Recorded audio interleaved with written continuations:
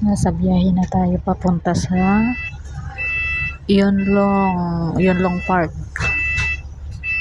Tatagpuhin yung mga friend dito sa Hong Kong from Macau. Ayan. Pagdating ng Macau, diretso sa park, sa tambayan namin. Tambay hanggang alas 7 ng gabi or alas 8 minsan, saka uuwi.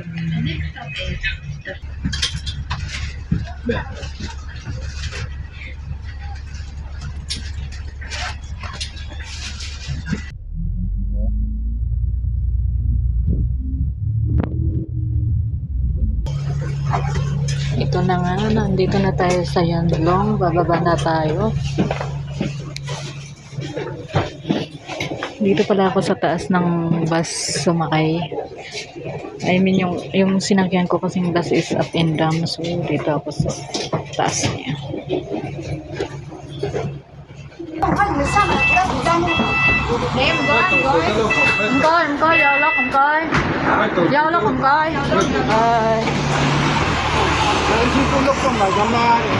Ayan na nga, sinaraduhan tayo ng driver kasi nga naman ang bagal-bagal bumaba ng mga bata.